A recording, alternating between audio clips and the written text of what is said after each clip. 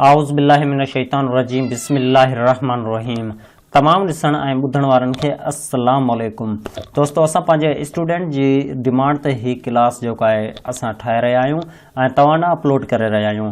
हिन क्लास में असां जेको आहे सो रिमूव टू जे मुतलिक़ पढ़ंदासीं। सवाल ही पैदा थिए थो त रिमूव टू छा आहे, ऐं इन खां पोइ इहो सवाल पैदा थिए थो त टू खे असां केतिरनि रूलनि जी मदद सां जेको आहे सो रिमूव करे सघूं था। इन खां अलावा हिकु ॿियो सवाल इहो पैदा थिए थो त रिमूव टू यानी कि टू खे कटण खां पोइ इन जी रिप्लेसमेंट में असां कहिड़ो वर्ड इस्तेमालु कंदासीं।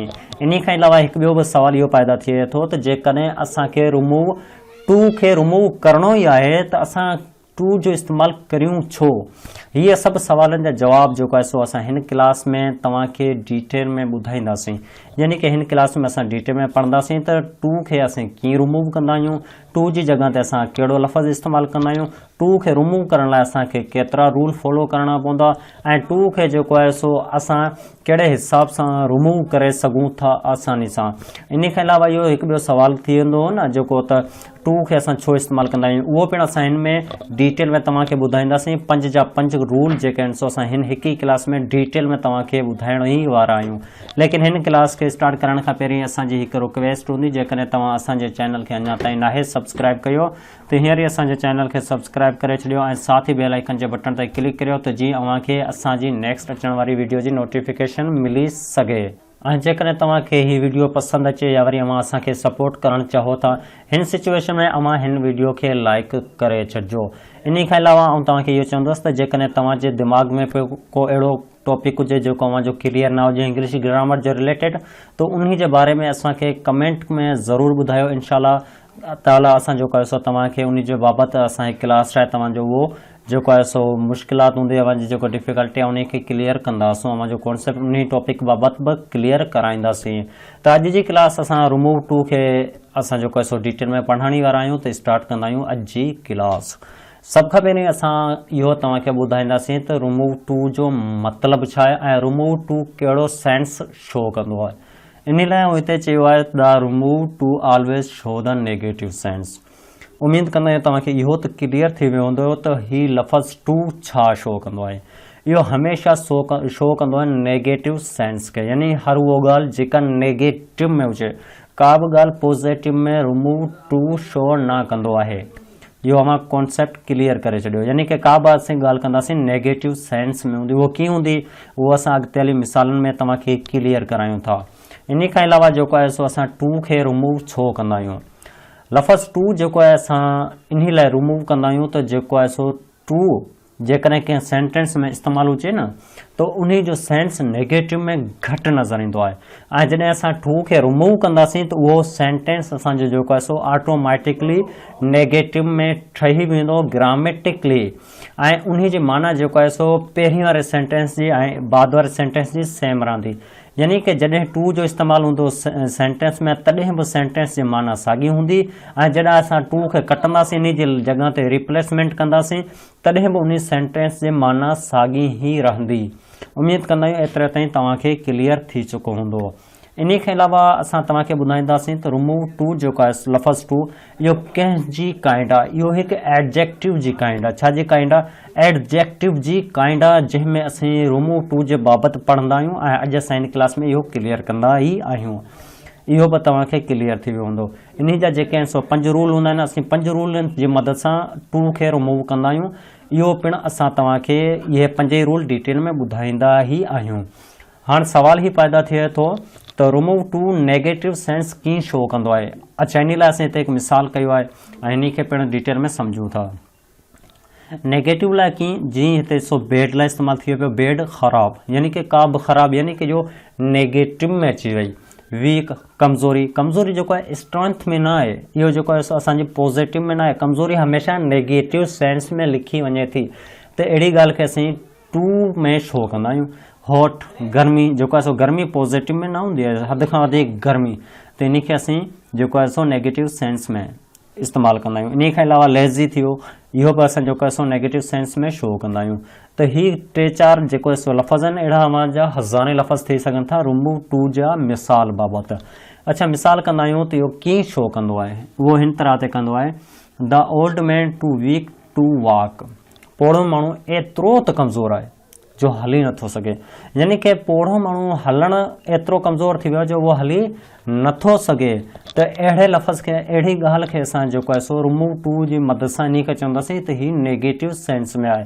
नेगेटिव सेंस में कीअं आहे, अहिड़ो पोड़ो माण्हू जेको हली नथो सघे, त यानी कि उन जी जेको आहे सो वीक पॉइंट आहे।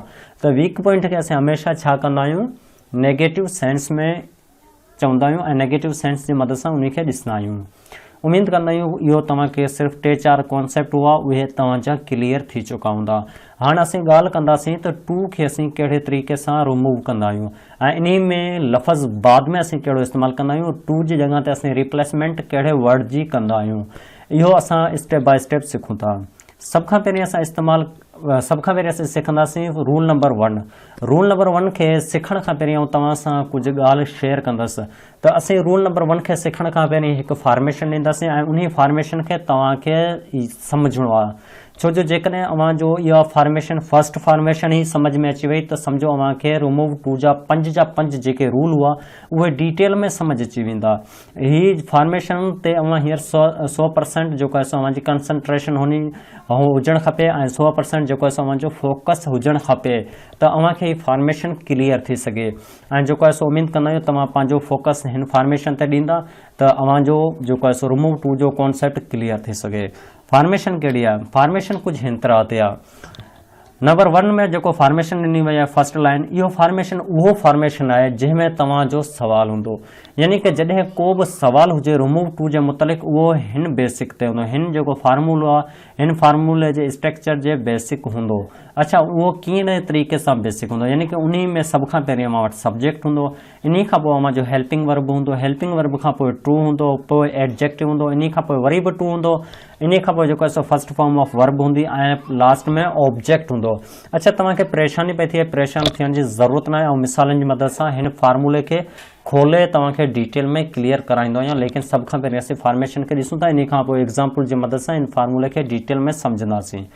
अच्छा, हाणे असां वटि इन फॉर्मेशन जे तहत जेको आहे सो सवाल हूंदो त असां इन खे कीअं रिमूव टू करियूं, इन लाइ असांखे हीअ फॉर्मेशन जेको आहे सो इहो फॉलो करणी पवंदी। कहिड़ी फॉर्मेशन फॉलो करणी पवंदी, हीअ फॉर्मेशन असांखे छा करिणो आहे, सभ खां पहिरीं सब्जेक्ट ॾियणो आहे, सब्जेक्ट ॾियण खां पोइ हेल्पिंग वर्ब, हेल्पिंग वर्ब खां पोइ असां जेको आहे सो टू वारी जॻह ते रिमूव कंदासीं, टू खे ख़तमु कंदासीं ऐं सो जो इस्तेमालु कंदासीं, यानी कि छा टू खे असीं रिमूव कंदासीं, सो जो इस्तेमालु कंदासीं, पोइ साॻी तरह असां वरी एडजेक्टिव ॾेई छॾींदासीं, जेको एडजेक्टिव पहिरीं हो ऐं वरी जेको आहे सो हिते वरी टू अची वियो त असां वरी बि टू खे ख़तमु कंदासीं ऐं देट जो इस्तेमालु कंदासीं।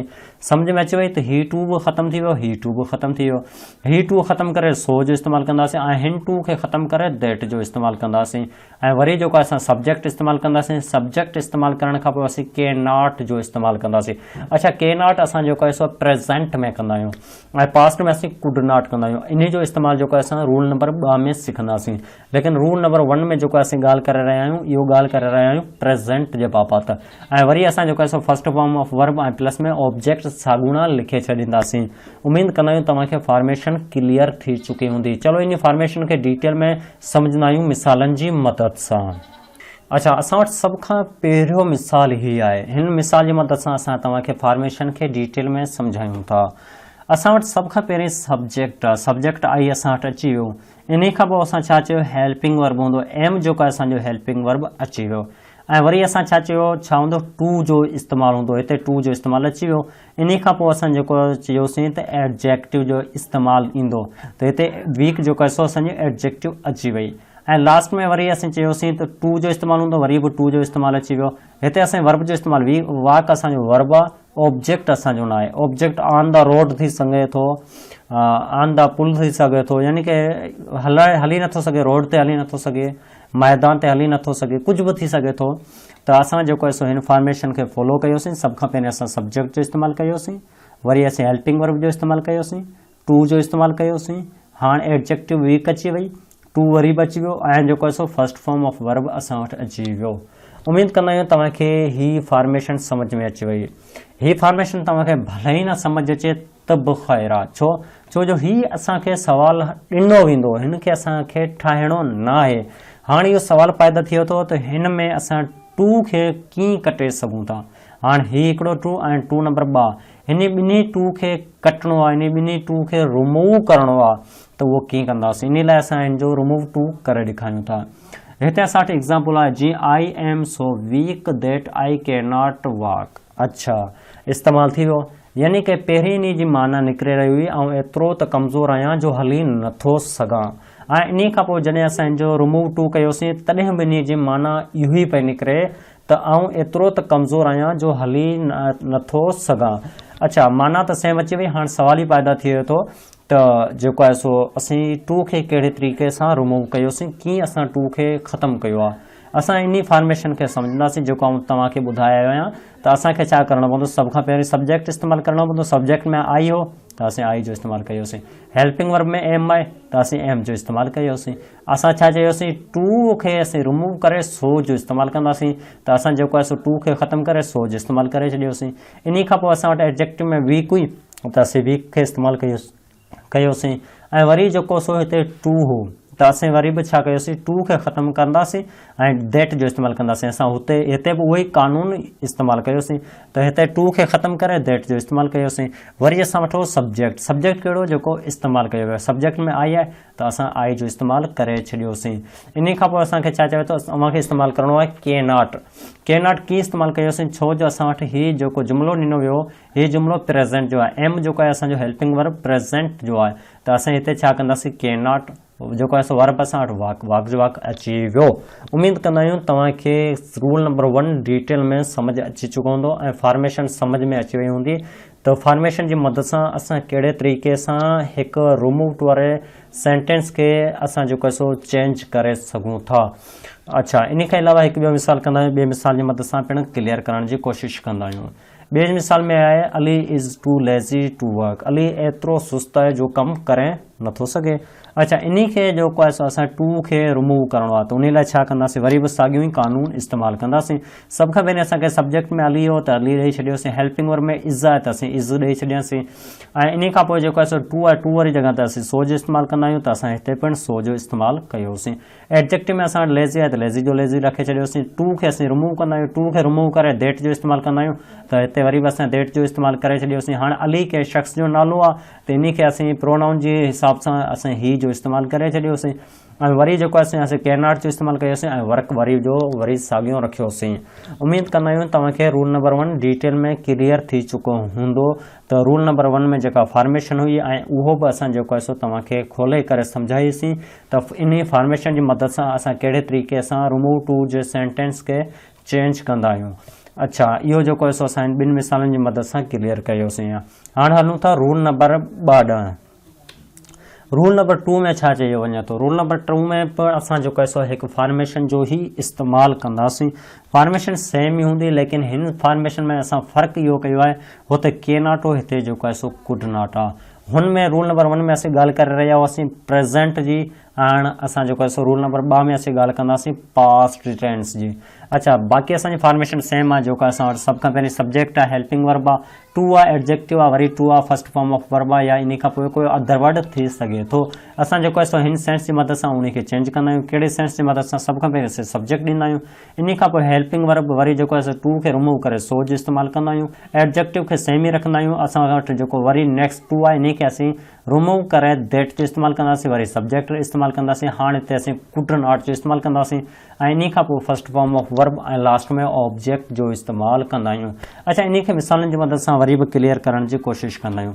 असां वटि मिसाल आहे, लेकिन इन खां पोइ पहिरियों इहो ई अव्हांखे चयो आहे त this rule use for past tense. यही जेको रूल आहे इहो पास्ट टेंस लाइ इस्तेमालु कयो वञे थो। अच्छा, एग्ज़ाम्पल कीअं, एग्ज़ाम्पल असां वटि आहे I was too young to be soldier. ठीकु आहे, ऐं एतिरो जवान न हुउसि जो फ़ौज में वञी सघां या सिपाही थी सघां। अच्छा, इन जो इस्तेमालु हो। हाणे जेको आहे सो हिते कहिड़ो चेंज आहे, हिन में कहिड़ी वजह आहे, इहो आहे जो हिते अव्हां ॾिसो पिया ही पास्ट में वाज़ जो इस्तेमालु आहे। असां छा कयोसीं, असां कुझु बि न कयोसीं, असां सेम सेंटेंस रखियोसीं, सिर्फ़ु असां कुड नॉट जो इस्तेमालु कयो आहे। सिर्फ़ु हुते असीं के नॉट कंदा हुआसीं, हिते असीं जेको आहे सो कुड नॉट कंदा आहियूं। इनशाला असां इहो तव्हां सां रिक्वेस्ट करे सघूं था, इहो असां जेको आहे सो सम्झी सघूं था त रूल नंबर 2 पिणु तव्हांखे सम्झ में अची चुको हूंदो। नेक्स्ट मिसाल करियूं था। नेक्स्ट मिसाल में हीअ आहे अली वॉज टू फाट टू रन फास्ट। अली जेको आहे सो एतिरो त थुल्हो जो तेज़ डोड़ी न सघंदो। त इन लाइ असां हिते छा जो इस्तेमालु कयोसीं, अली वाज सो सेम इस्तेमालु कयोसीं, दैट टू खे ख़तमु करे सो जो इस्तेमालु कयोसीं, फाट लिखे छॾियोसीं, वरी टू खे ख़तमु करे दैट जो इस्तेमालु कयोसीं, he could not run fast same जो सेम रहिजी वियो, सेम जो सेम लिखियोसीं। उमेद कंदा आहियूं रूल नंबर 2 पिणु तव्हांखे डिटेल में सम्झ अची चुको हूंदो। त रूल नंबर 2 में छा चइजे थो। रूल नंबर 1 में असीं ॻाल्हि कईसीं प्रेज़ेंट टेंस जी ऐं रूल नंबर 2 में असीं ॻाल्हि कईसीं पास्ट टेंस जी। अच्छा, हाणे हलूं था रूल नंबर 3 ॾांहुं। रूल नंबर 3 छा चवे थो। रूल नंबर 3 में हिकु मिसाल आहे, सिर्फ़ु हिकु मिसाल आहे, इन जी का फॉर्मेशन आहे, इहो सिर्फ़ु सवलो आहे सम्झणु, इन में का बि ॾुखियाई न आहे। ऐं फॉर्मूल ऐं जेको सो सेंटेंस ऐं जेको सो असांजो एग्ज़ाम्पल आहे, इन जी मदद सां तव्हांखे क्लियर करायां थो।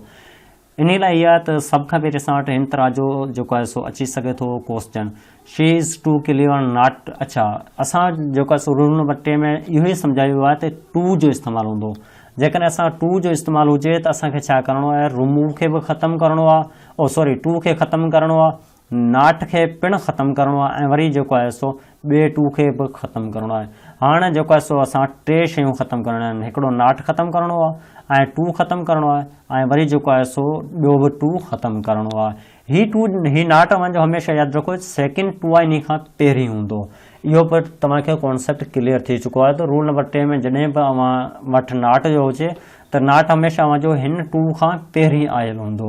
इन खे असीं कीअं चेंज कंदा आहियूं, सेमी फॉर्मेशन जे हिसाब सां चेंज कंदासीं। सभ खां पहिरीं असीं सब्जेक्ट में शी रखियोसीं, हेल्पिंग वर्ब में इज़ रखियोसीं, टू खे रिमूव करे सो करे छॾियोसीं, क्लियर जो क्लियर रखियोसीं, नॉट खे नॉट टू खे वरी बि ख़तमु करे दैट जो इस्तेमालु कंदासीं, शी हो शी ऐं विल सी, बाक़ी जेको आहे असांजो जुमिलो सेम ई हूंदो। हीअ असीं विल इन लाइ इस्तेमालु कयो आहे त हीअ जेको आहे सो नॉट जो आहे। उमेद कंदा आहियूं रूल नंबर 3 पिणु तव्हांखे डिटेल में सम्झ अची चुको हूंदो। अच्छा, इन खां अलावा असां हाणे ॻाल्हि कंदासीं रूल नंबर 4 जी। रूल नंबर 4 असांखे छा चवे थो। रूल नंबर 4 में छा चयो वियो आहे। रूल नंबर 4 में असां जेको आहे छा जो इस्तेमालु कंदा आहियूं।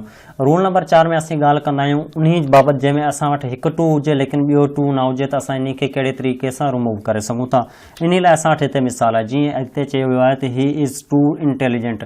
हिते फ़क़ति हिकु टू था लेकिन ॿियो टू न आहे। इन खां अलावा असां वटि ॿियो को वर्ब आहे ऐं इन खां अलावा असां वटि ॿियो को बि ऑप्शन आहे। सिर्फ़ु एतिरो चयो वियो आहे ही इज़ टू इंटेलिजेंट। इन खे असां कहिड़े तरीक़े सां रिमूव कंदासीं।